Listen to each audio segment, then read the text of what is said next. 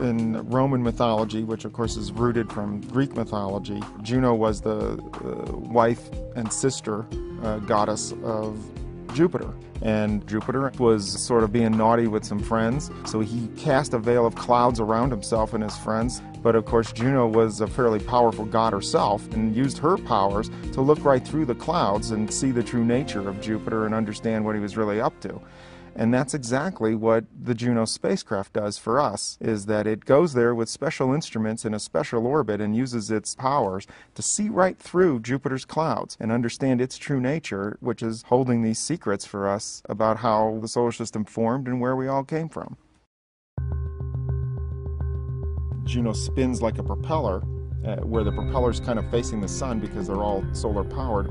If you spin something, it stays spinning. It's like a gyroscope. We can use a spinning spacecraft to let each instrument get its turn to see Jupiter. We get to go very close to the planet, inside the radiation belts instead of outside the radiation belt. We're in a polar orbit, so by small adjustments of the timing, we can map the entire planet. We can get repeated stripes at different longitudes as Jupiter spins underneath us. It does mean that Juno is going to see the polar regions to a greater extent than with other spacecraft, but I think the most important thing is that it gets in very close to the planet as part of that ellipse, brings it in a few thousand miles above those cloud tops, very close, near the equator.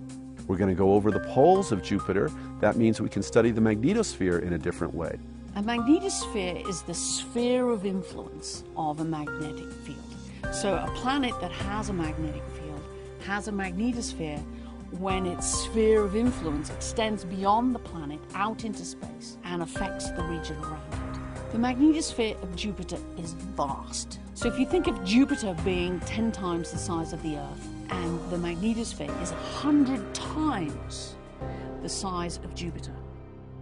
I would expect Juno to tell us more about how planets work, meaning how the heat gets out, what kinds of flows exist inside the body, how magnetic fields get generated. Learning what Jupiter is made of, we will learn such a wide range of things. For indeed, Jupiter is the most massive planet in the solar system. It is the body you want to understand in order to understand the architecture of everything else, including Earth.